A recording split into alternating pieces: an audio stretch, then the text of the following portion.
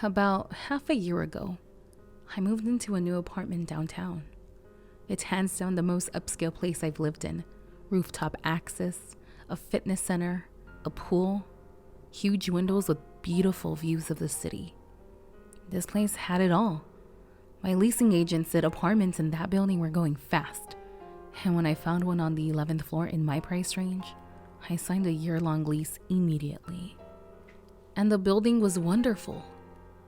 At first, I thought it was strange from the very beginning that I never seemed to see anyone taking advantage of the amazing amenities. There was never anyone in the pool, on the roof, or in the fitness center. I didn't mind, of course, as this meant that I had these things all to myself. I joked with my friends that I was starting to think no one lived in the building but me. While I enjoyed what seemed like private access to all the great things in my building, but still, after a few weeks, it went from slightly weird to definitely unnerving. There was never anyone in the hallways, in the lobby. This is a huge building, 12 floors and probably hundreds of people, yet I never saw anyone. Just the doorman that worked in the lobby of the building. After a few weeks, I talked to the night doorman about the lack of people and how strange it all seemed to me. The doorman chuckled and said, "Nobody lives here but you." "What?" I asked, unnerved. He laughed again. I'm kidding. Of course other people live here. The building's almost completely full. And why don't I ever see anyone? Who knows, maybe you're always walking around during quieter hours. I guess, I said. The building had to be less full than he implied. Maybe they just pretended to be near capacity to drive the prices up. Either way, it seemed like something shady was going on. But I tried to ignore all that and enjoy taking my friends for an uninterrupted swim or a private evening stargazing on the roof. Everything started to feel normal again, and I started to feel lucky that I had these things all to myself. But that feeling didn't last for long. One night, my friend Brian came over for drinks, and when I opened the door, I was shocked. I had never seen him like this before. All the color had drained from his face, and he was visibly shaking. "What's wrong?" I asked. The number, your apartment number. I got it wrong. I got your apartment number wrong. I went to the 10th floor instead of the 11th. I went to apartment 1030, not 1130. I went to apartment 1030, he sputtered. What? Brian, that's fine. I don't care. Now you know I'm on the 11th floor. He grabbed my arm and said, No, you don't understand. Someone lives in 1030 and she looked exactly like you. I laughed. Oh, maybe I have a secret twin. Awesome. No, he said. She looked exactly like you. I can't tell you how much and she sounded like you. We were talking. I thought it was you. I walked into her apartment. She was talking to me like she knew me. I started looking around her apartment. Everything was different. Everything was out of place. Everything was stranger. I don't know. I can't describe it. She looked like you. She looked exactly like you. I got chills. You thought she looked like me enough to go into her apartment and talk to her? And she talked to me like she knew me. It wasn't until I looked down at my phone and saw you had texted me 11:30 instead of 10:30. Jesus, I just bolted out the door and didn't go back. I ran up a flight of stairs to get here and she looked like you. She sounded like you, and she's right below us right now. I think maybe we should go down there. Are you insane? I'm not going down there. You shouldn't go down there either. I think we need to, Brian. I don't want to go down there. And I want to stop talking about this. The rest of the evening, I kept trying to steer the conversation back in that direction, but Brian refused. Even after a drink or two, he still hadn't calmed down, and he ended up leaving early, still very shaken up. As he left through the lobby of my building, he turned back to me, looked me dead in the eye, and said, "Don't go down to 1030. I know you're curious, but do not go down there. Don't go down there. Don't."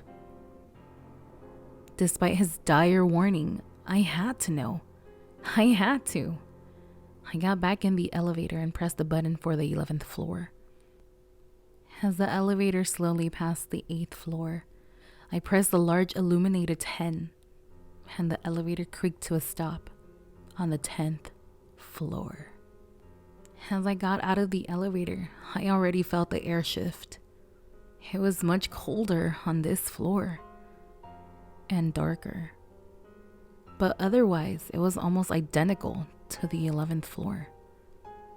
I walked the route I'd taken so many times to my own door, only on this odd, darkened floor, it felt like looking at a copy of a copy of a copy. The similarities were there, but it was murkier, blurrier, and distorted. I arrived at 10:30 and suddenly got the distinct feeling that I should not knock. I knew I shouldn't. I knew it was a bad idea. I knocked. I heard footsteps approach the door and a hand starting to turn the handle. Then, and what I could only assume was whatever was behind that door looking through the peephole at me, the handle stopped turning. I heard the sound of the door locking and deadbolting, and footsteps moving quickly in the other direction. I knocked again. Nothing. Whatever was in there was willing to open the door until it saw me. I took the stairs back to the 11th floor. I would try again tomorrow. The next evening, I walked back down again. The lights in the hallway flickered. It felt like the floor was getting darker by the second. I knocked on 10:30's door. The same exact thing happened. Footsteps approached the door. The handle started to turn, then immediately stopped, and the door was locked. I started knocking louder. "Excuse me," I said loudly. "Can I speak to you for a minute? I just want to speak to you. Hey, open the door. Open the door." There was a full minute of silence. Then the footsteps approached the door again.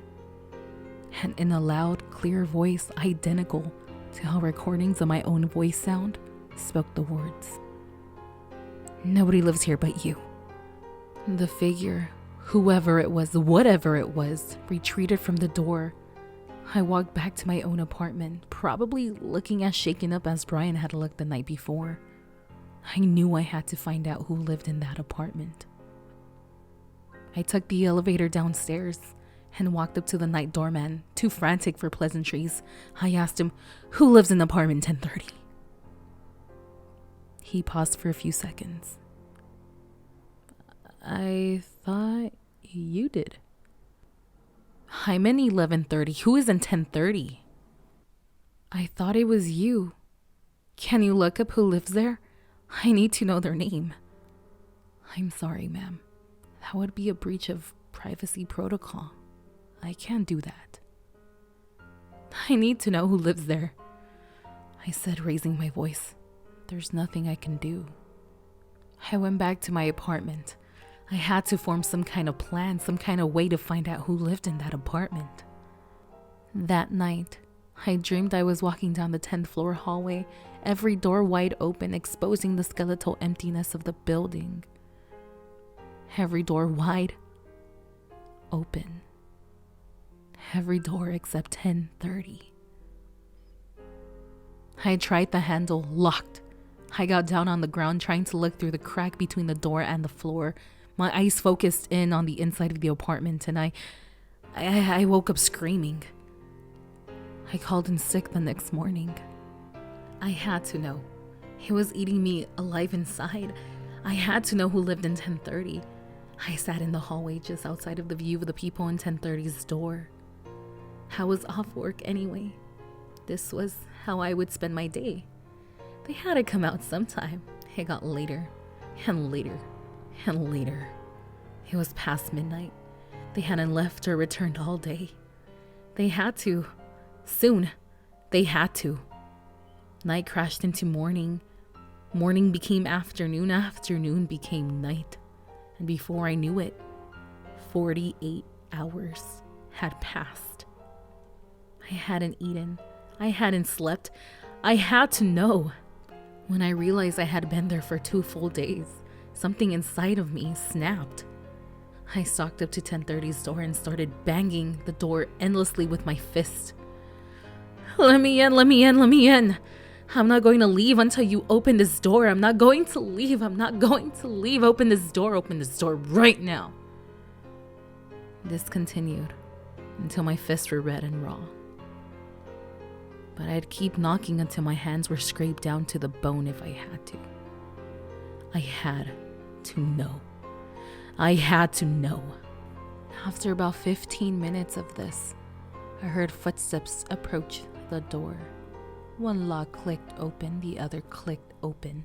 The door slowly opened, revealing a man in his 70s or 80s. What are you doing? Trying to break into my home? He asked, bewildered. The woman. Who is the woman that lives here? Woman? There's the woman who lives here. She looks exactly like me. My friend mistook her for me, and she sounds like me. I heard it with my own voice. She spoke to me. She spoke to me through the door. Where's the woman that lives here? I live alone, the old man said. I haven't had a woman in this apartment for 2 years. There is no woman in this apartment. There was 3 days ago. My friend saw her. I heard her. Who is she? I'm sorry. I don't know what you're talking about. Nobody lives here but me. Nobody lives here but him. I had no choice but to go back to my own apartment. I kept my eyes on the 10th floor for months. I confirmed with Brian a million times. It was apartment 1030. It was apartment 1030. He ran up the stairs 1 flight from apartment 1030. She had to be right below me. She had to be. I tried to forget about apartment 1030.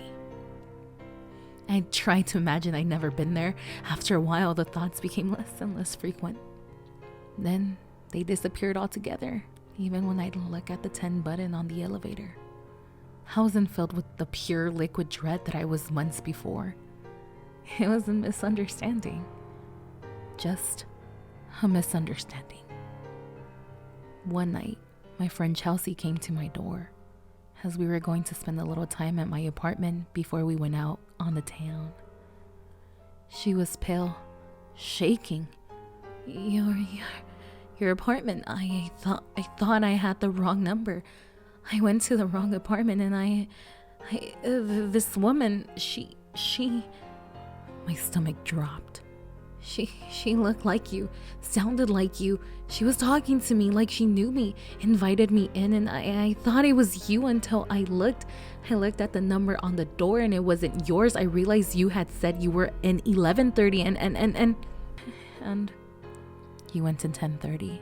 I asked, memories of dread bubbling back up through my body. 1030, she asked. 1030. You went to apartment 1030? No, I went to apartment 1230.